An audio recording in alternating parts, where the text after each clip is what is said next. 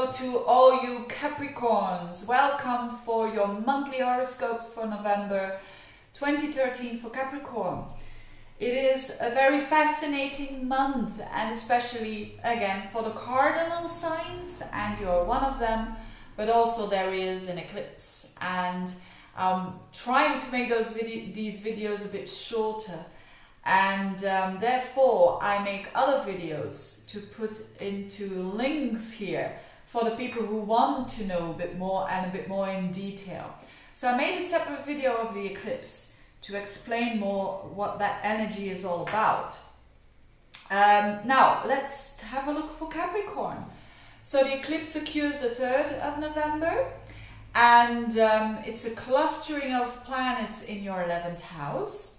And that house is all about what your long-term views and what you want in your life and your friends and the social gatherings and the like-minded people. But having all that clustering, including your ruler, which is Saturn, it's a lot of testing time as well. But I think you Capricorns, if there is one sign that knows all about, you know, life can be hard at times, but sometimes we need those times that we want to face reality. As I explained in the video, in that other video, on a higher level, this is all about new ideas. So for everyone, new ideas coming in and good ideas.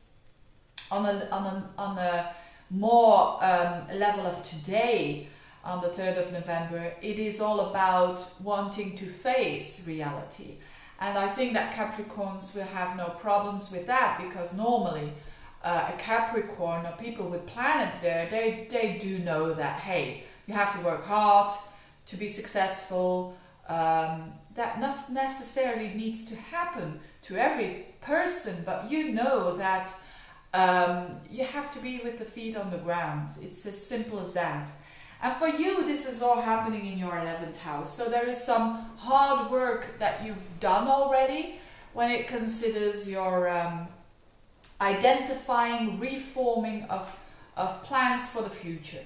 The 11th house is very much a future house. It's the house that, and therefore you can really talk about with other people who are very much aligned with you, which are mostly friends. To talk about what you aspire for the future.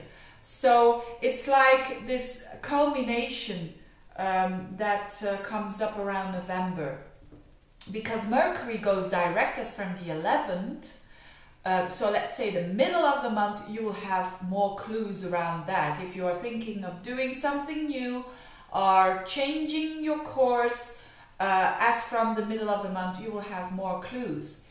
But it could also be on a very other level. It could be friends. I know that a lot of Capricorns who are even Sagittarians to a point, who have this in their 11th house, that are really doing a cleanup when it comes to friends. And some of them are telling me, but hey, I used to have so many friends, and now it's like, just one hand or two hands full. But so you're really working at that, as well as what are the friends that are important for me. And this all has to do with Pluto in your sign, because you are changing so drastically on the inside that some people will go with you on your path, and others can't follow, or will have other paths that they will want to explore. So there's a lot of endings and new beginnings when it comes to friends yourself, and that can make you a bit sad, because Saturn is on that sun and on that moon in that eclipse. So, but I think you understand that we all need in life, at certain points, we need new friends, and we need new people who are much more aligned with our new personality, because you've got this Pluto in your sign. So let's talk about that, because Venus is going to activate again the Pluto-Uranus square. Now Pluto-Uranus, all about transformation, all about getting more truth, and you could say a lucky one, a blessed one, or a cursed one, that you really are working on that. You're really working on being more authentic, being more true to yourself, and that could be hard work, but it also has a lot of fruits. So for those people who have a sun or an ascendant or a moon or other personal planets around 9, 10, 11, 12 degrees, they will certainly feel that Pluto in their signs. It's so transformative, and that brings in new people. You've got there Jupiter in the 7th house of relationships. So for those who are single, there is opportunity to meet new people with Jupiter there. Jupiter is expansion, but Jupiter goes retrograde. That's from the 8th for the whole month of November. So it could have been that you were single, you meet someone, and now you are rethinking. So that's not bad. That's just being cautious for whatever reason.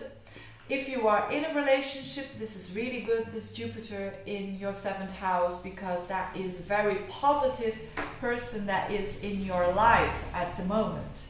So try to tune into that as well. But with Venus there, activating, conjuncting Pluto, squaring up to your Uranus, there can be, and especially around the middle of the month, there can be the need of intensity in a relationship, and the intensity comes from you, because Venus and Pluto is in your sign. So actually you really need to have this change in your personality, and that includes other people as well.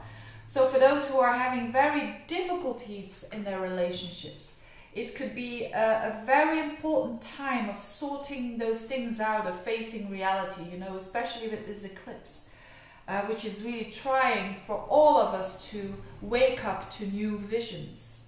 So a very interesting month. And Mars, what is Mars doing?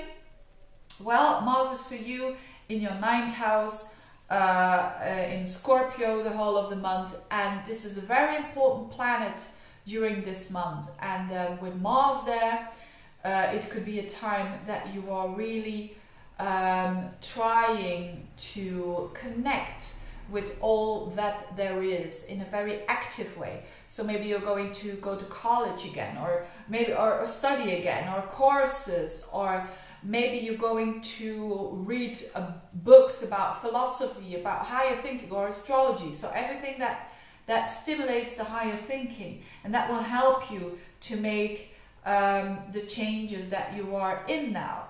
It's also a good time to travel, but I would do it after the solar eclipse, or after, so as from the middle of the month. It's a very good time to be very Mars-like when you are traveling. So doing lots of stuff, maybe climbing, yes, maybe mountain climbing. That's quite Sagittarian-like.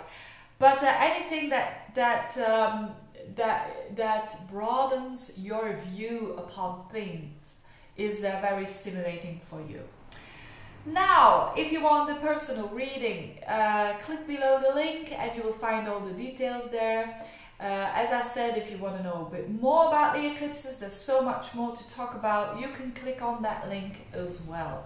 Meanwhile, I wish you all the best, you Capricorns. Keep on climbing that mountain, and see you next month. Bye-bye.